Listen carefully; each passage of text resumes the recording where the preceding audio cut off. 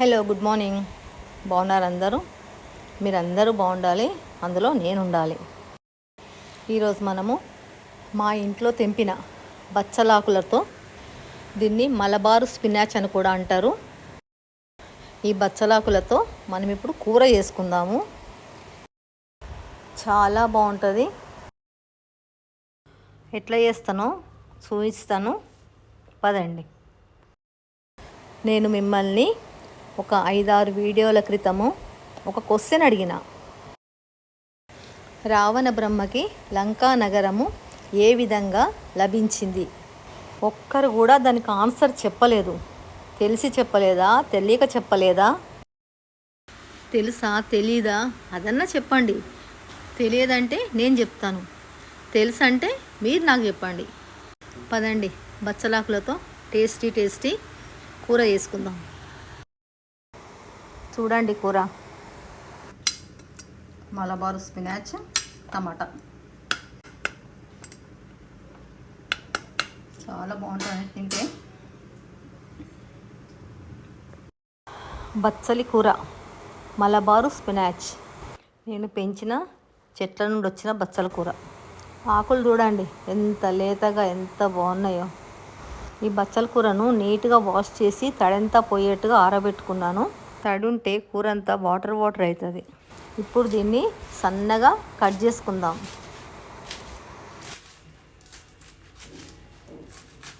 సన్నగా కట్ చేసుకోవాలి. ఆకులు చూడండి గ్రీన్గా, పత్రహరితం ఫుల్ ఉంటుంది. ఇందులో ఏ విటమిన్ చాలా ఎక్కువ ఉంటుంది. పోషకాలండి ఇది అసలు. ఇది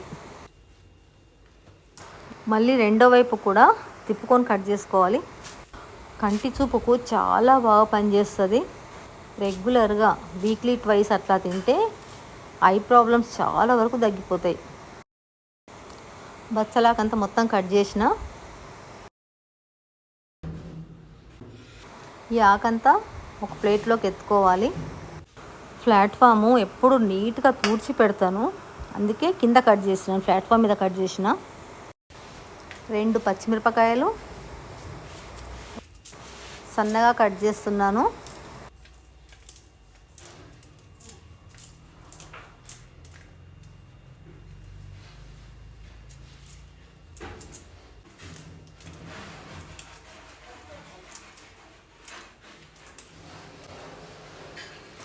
హాఫ్ ఆనియన్ కట్ చేసుకోవాలి.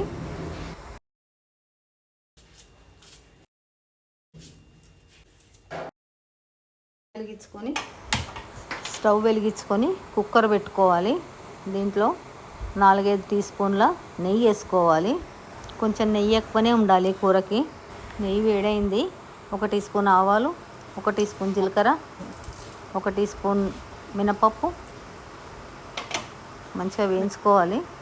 ఇందాక కట్ చేసుకున్న పచ్చిమిరపకాయలు, ఉల్లిపాయ వేసుకోవాలి. ఉల్లిగడ్డలు వేగినాయి. చిన్న స్పూన్ మెంతిపిండి, 1 స్పూన్ పసుపు, 1/2 టీ స్పూన్ హోమ్ మేడ్ అల్లం ఎల్లిగడ్డ పేస్ట్ వేసుకోవాలి. అన్నీ బాగా కలుపుకొని స్పినాచ్ వేసుకోవాలి. మలబార్ స్పినాచ్ బచ్చల కూర.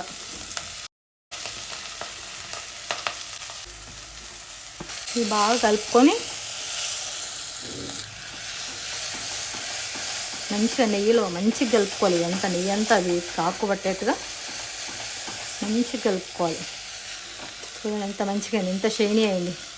1/2 టీ స్పూన్ కారం, సరిపడా సాల్ట్, 1 చిన్న spoon garam masala, 1/2 teaspoon ధనియా పౌడర్ అన్నీ వేసుకొని బాగా కలుపుకోవాలి. దీంట్లో ఒక మీడియం సైజ్ టమాటాని ప్యూరీ చేసిన అది వేస్తున్నా.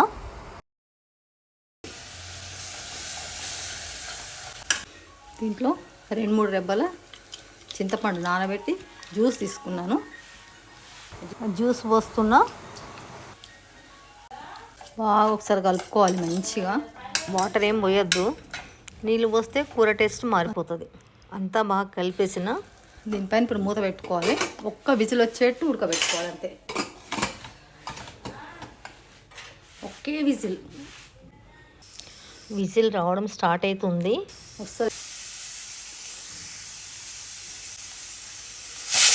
వచ్చేసిందండి విజిల్. ఇంకా బంద్ చేస్తున్నాను, స్టవ్ బంద్ చేస్తున్నాను. కుక్కర్ గ్యాస్ అయిపోయినట్టు ఉంది. ఒకసారి మూత తీసేద్దాం.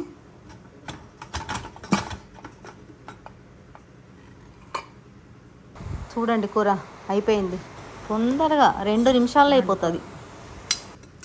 మలబారు స్పినాచ్ టమాటా పులుసు కూర చాలా బాగుంటుంది తింటే. లంచ్ టైం అయిందండి, భోంచేద్దాము. మలబారు స్పినాచ్ వడ్డిస్తున్నాను. చాలా బాగుంటుందండి. మా ఇంట చెట్టు ఉంది కాబట్టి నేను కంపల్సరీ వీక్లీ వన్స్ అయితే తప్పకుండా చేస్తాను. అన్నం వడ్డిస్తున్నా.